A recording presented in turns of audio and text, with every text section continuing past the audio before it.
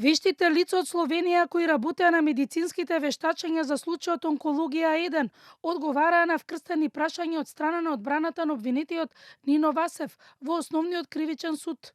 Неголемиот дел од прашањата беа во делот на начинот на лекување во Македонија, со протоколите не биле вклучени во вештачењето кое се правело врз протоколи за лекување од 2025 година и зошто не биле наведени докторите кои го вршеле лекувањето.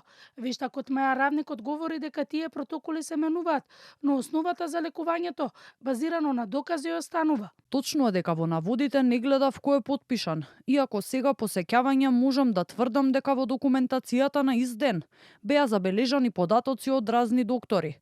Ако е тоа важно, можам да го дополнам. Тоа се правила на лекување кои важат за сите онколози во светот и Европа и своето мислење го дадов врз основа на тие правила.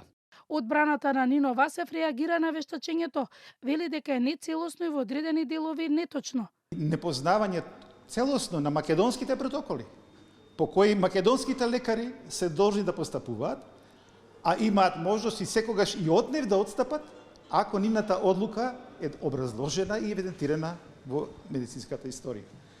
Исто така видовте дека сите тие категорични тврдења претходно на вештакот денеска малку поинаку звучат, затоа што никој не може да предвиди кога пациентот ќе умре и никој не смее од човечки, хумани причини да го прави тоа што вештакот го предлагаше, да не се дава терапија на 1, 2, 3 дена пред смрт.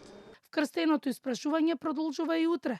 Денеска прашање поставуваше и прво обвинетиот Нино Васев во начинот на давањето на терапијата за вештакот Равник. Посочи дека има пропусти и терапија се давала кога пациентот бил во тешка здравствена состојба.